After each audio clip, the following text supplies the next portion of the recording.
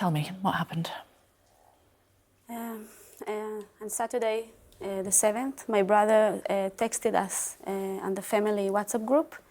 He said, here we go again, meaning they were going inside the safe room like they were used to. They've been living in Nir Oz for 4 years. We thought it was another missile attack. Quickly, we realized it was a whole other thing, much worse. We heard about terrorists going inside the kibbutzim. We heard about them shooting people, burning houses, killing people. My brother was inside, he had a gun, he said he was loaded.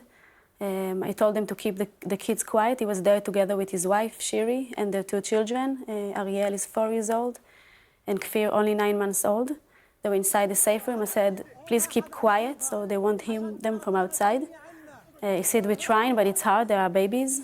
And then he said he could hear a lot of gunfires right outside their house, and terrorists screaming in Arabic. I told him again to keep it quiet. Then he said, I'm terrified, I feel like it's the end. And he wrote to me and to my father and mother. He says, I love you. I wrote to him, shut up. Like, what are you talking about? Everything's gonna be okay. Don't say that, don't say goodbye. But then 10 minutes later he wrote, they are coming in, meaning they were coming inside their house. And ever since, we never heard from them again. Do you know what's happened to them? I only know from the photos and videos the Hamas released. We saw Shiri and the kids in a video being taken by terrorists. My brother was missing until Tuesday morning. For 3 days we didn't know anything about him, Tuesday last week. And on the morning of his birthday, we got the first picture of him being also taken by terrorists. He was injured, he was bleeding from his head. You can see the terrorist taking him holding a hammer with blood. So it looked like he hit him in the head with a hammer. It was taken on Saturday, we only got it on Tuesday. And nothing since. We don't know anything about where they're being kept. Do the baby have food? He should eat formula right now. We don't know if they were being tortured after everything we heard the Hamas did that day. The raping, the torturing babies, killing babies, we don't know anything about what's going on with them. We saw that 2 hostages were released at the weekend. Did that give you some hope? It's a bit of a mixed emotion because, of course, I'm happy for them and for the families that they are released. But I think it's all part of Hamas propaganda. I don't think it's like a real step towards any kind of negotiation. I think it served some kind of their interests, and that's why they did it. And so it's hard for me to really be happy about it. I'm happy that they're alive. I'm happy that they came out of it okay, but we want all of them together out. We don't want like this. All of them should be released now. Oli, what are you doing to be able to help those that are waiting for news of their loved ones? It's a delicate situation. I can't talk about the details of what Israel is doing, but I can assure you that we're doing everything we can in order to bring the hostages back. And until today, the Hamas hasn't even let the Red Cross to come in. There are people who need medication, there are babies, there are children, there are elderly people. It's a very, very unprecedented, difficult situation. We're talking about at least 212 hostages, maybe more. There are at least 100 people missing. We don't know yet if they've been taken as well or if they've been murdered.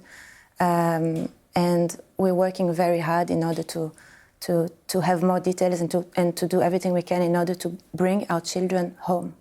Are third-party countries being able to help? We heard at the weekend that Qatar was helping with the hostage negotiation. Again, like I said, I cannot talk about those details. You think that at least 200 people are being held hostage.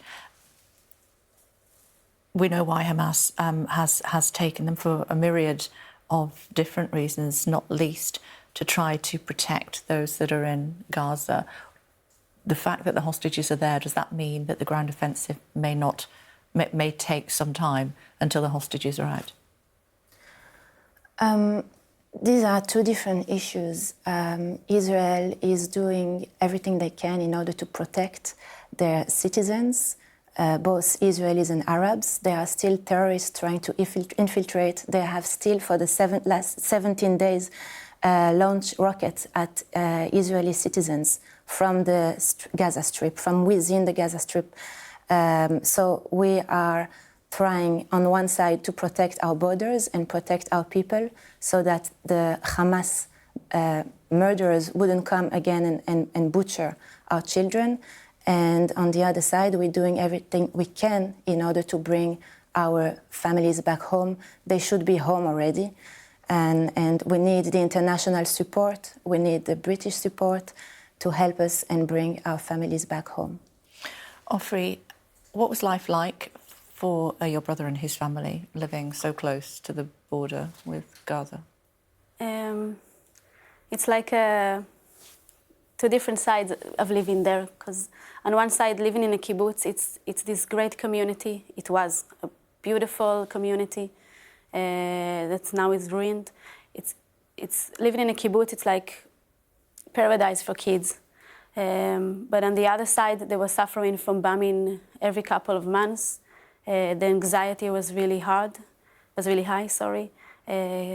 Kids over this area are really traumatic, post-traumatic, and they wanted to leave the area.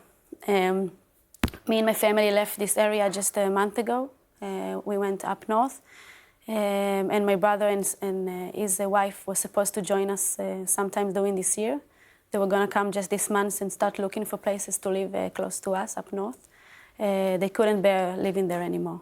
As much as they love the kibbutz and the community, they couldn't bear living there. Do you think that this part of the world will ever be a safe place for both sides to live in? I can only hope. I think Israel is doing the best she can to try and find peace in our area. I know it's a very complicated situation. I'm not a politician. I'm not an army person, so I don't have the solution, unfortunately. If I had, I would go to be a government.